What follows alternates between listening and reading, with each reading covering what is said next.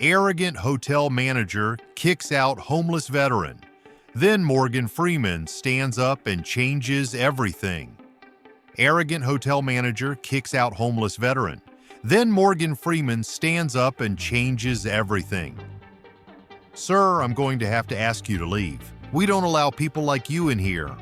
The remark shattered the tranquil buzz of polite conversation and the subtle clinking of glasses that were taking place in the vast foyer of the Regency Vast Hotel. Everyone in the opulent room turned their attention to the commotion that was going on. There was a veteran named James Carter, who was 62 years old and standing at the front desk. His coat was worn out from years of living on the streets, and his boots were worn out from miles of walking. Richard Coleman, the manager of the hotel, was standing across from him with his arms crossed and a sneer curving his lips. He was a man who measured respect not by honesty, but by fortune. It was as if the room was shrinking and suffocating under the pressure of everything that was taking place. A few of the guests pretended not to observe by turning their heads aside. Some individuals whispered, feeling uneasy but resolute in their refusal to intervene. It appeared for a little period of time that no one would be able to stop it. It wasn't until one man gave up his coffee, stood up, and made a change that everything changed. Who is this man? Morgan Freeman is the actor. Is it true that they all deserve respect? Or is wealth the only metric that matters? Comment 1. Use the comment 0. At first, it appeared to be nothing more than another dreary winter evening for James Carter. It had been a harsh wind, and it had bitten through his worn-out coat, causing him to feel chills all the way down to his bones.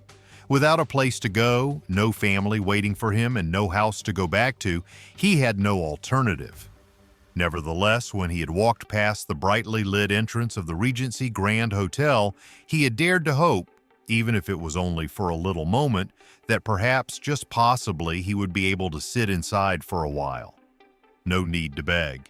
Should avoid causing any difficulty, only to get warmed up. His appearance was in instant contrast to the pristine marble floors and shimmering chandeliers that were present within the building. He had entered with his shoulders stooped. By the time Richard Coleman discovered him, he had not even made it 5 feet into the building.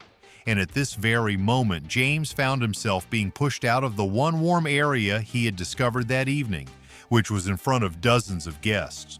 Although he had his hands clasped at his sides, he did not present any resistance. It was for this nation that he had fought. He had served his country with distinction. But what about today? At this moment, his most significant struggle consisted of merely living in a location where individuals such as Richard believed he did not belong. As for that, change was on the horizon for that. Being a place of luxury, exclusivity, and prominence, the Regency Grand Hotel was a place of distinction. The golden chandeliers in this establishment projected a warm glow over the polished marble floors, and the air was filled with the gentle buzz of sophisticated conversation. Guests sipped on homemade drinks while wearing cut suits and beautiful gowns. Their laughter was light and effortless, and they experienced a sense of disconnection from the world that existed outside these doors. There was nothing about this location that did not scream beauty. Then, however, James Carter entered the room. Instantaneously, that flawlessness began to break down. Once upon a time, James Carter had entered rooms that were very similar to this one. He had not been a man who was looking for sanctuary, rather he had been a soldier in uniform, a man of discipline, and a man who had been willing to die for the same people who now lied against his existence. However, that was a very long time ago. What now? Now he was just another nameless veteran, another name that had been forgotten in a long list of men who had sacrificed all only to return home with nothing. In addition to his hands being rough and calloused, his clothing was worn. His boots, which had been solid and dependable in the past, were now held together by a combination of obstinate willpower and unraveling seams. Even before he arrived at the reception desk, he could feel people staring right at him. The guests whispered to one another as they turned their heads away from the others. Some people merely averted their gaze, acting as if he were not present. But what about others? Some individuals made their dislike known.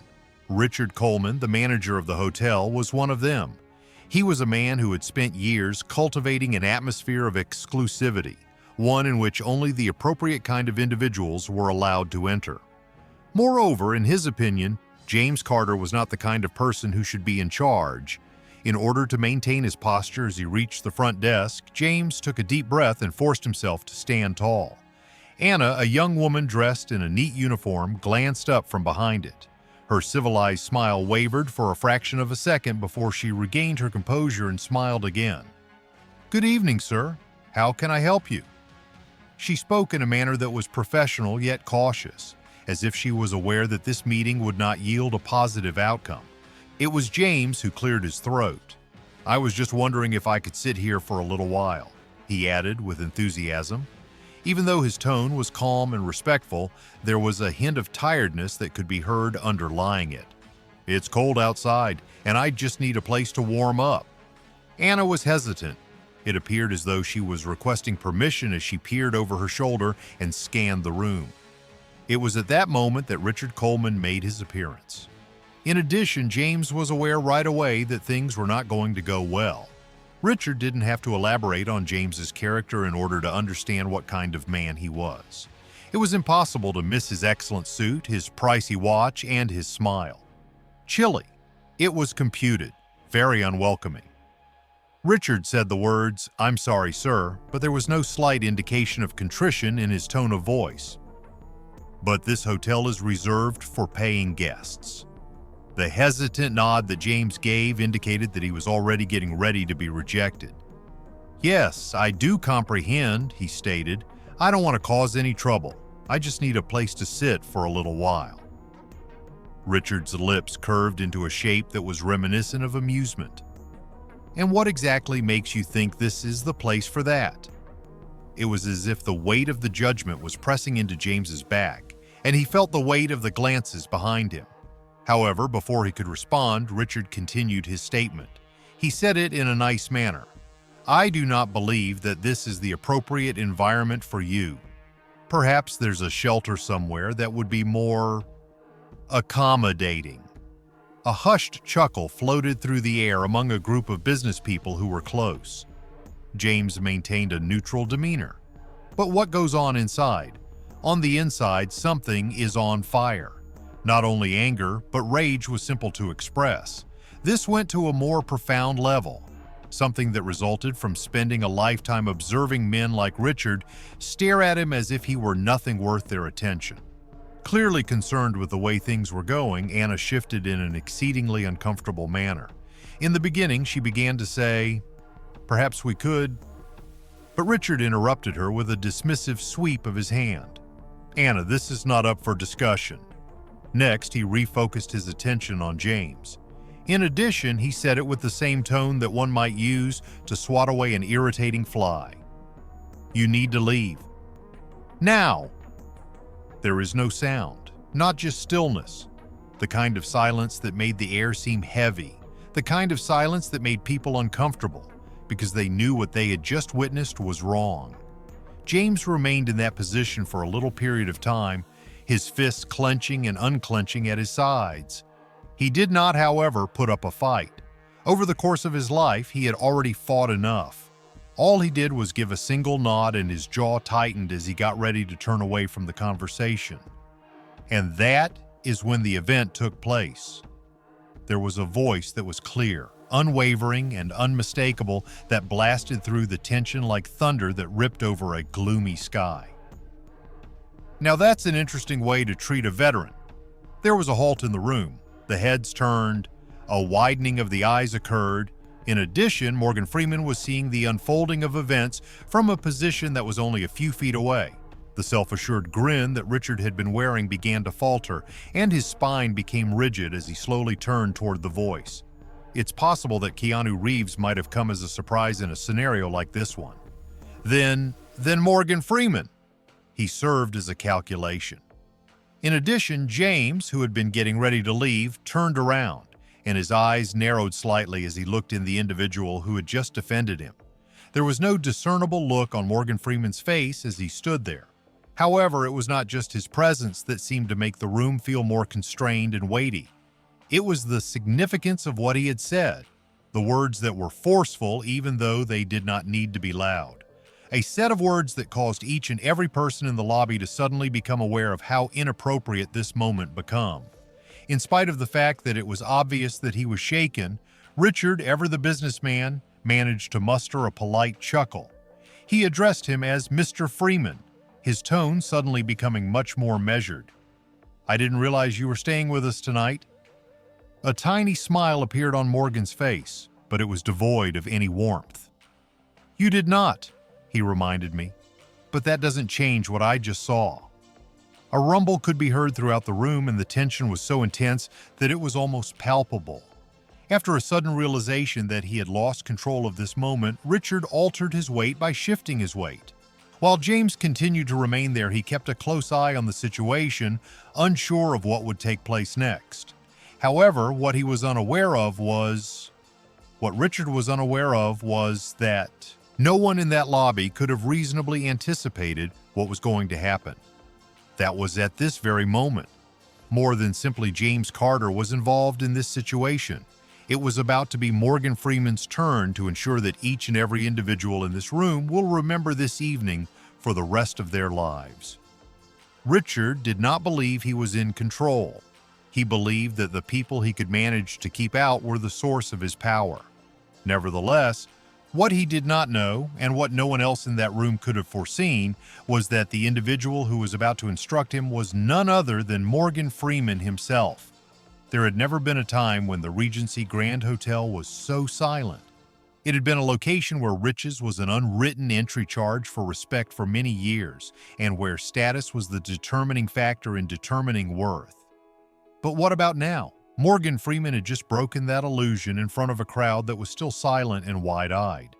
This was taking place in the middle of the big foyer that was covered in marble, and Richard Coleman, the haughty manager of the hotel, was at last coming to the realization that his power was of no consequence at this very same instant. Although Richard's lips moved slightly apart, he did not utter a single syllable. As he searched for a method to recover and restore control of the situation, his thoughts were flying back and forth in his head. If so, how? In what way can you contest Morgan Freeman's contentions? Even without the title that Richard had ever had in his life, the man's presence alone commanded more respect than any other title.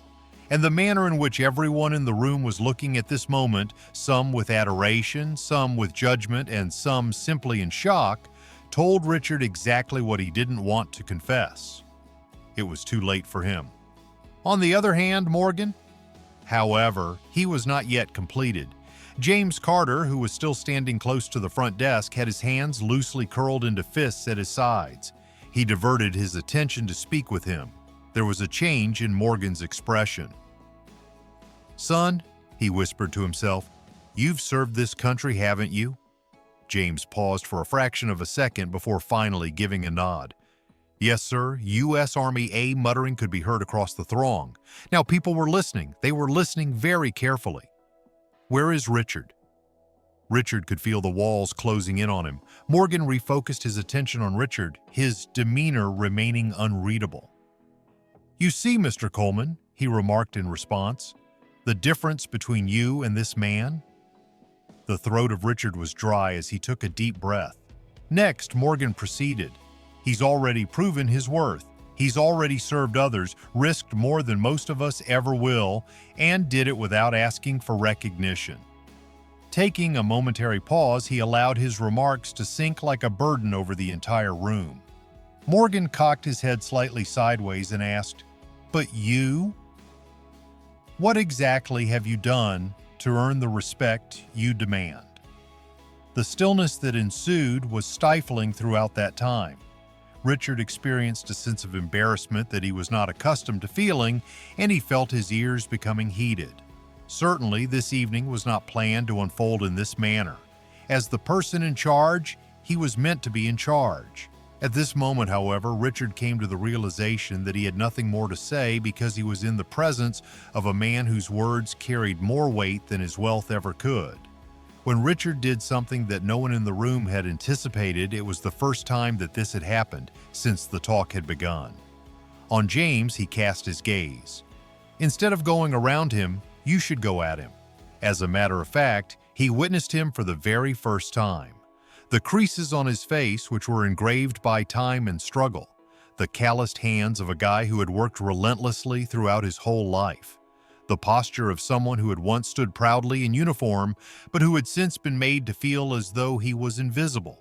Suddenly, Richard had a sensation that he hadn't experienced in many years. I'm sorry. In order to force himself to accomplish something that was even more difficult than managing a five-star hotel, he took a deep breath. He stifled his boastful feelings. In response to James's question, he cleared his throat. I was wrong. These words came out of his mouth in a stiff and unnatural manner, as if they did not belong there.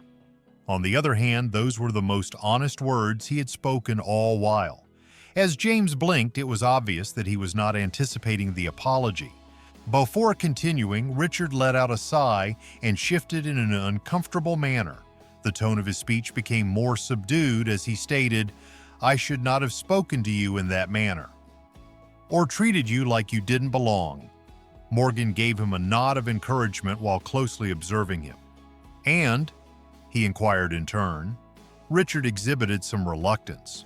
As he looked around the room, he noticed that the individuals who had previously regarded him as an untouchable authority were waiting to see if this apology genuinely meant something. This included the guests, the workers, and the people who had seen him as an institution. And with that, he turned his attention to Anna, the young receptionist, and gave her a firm nod. He directed, find him a room for the night, and thus it was done. No charge.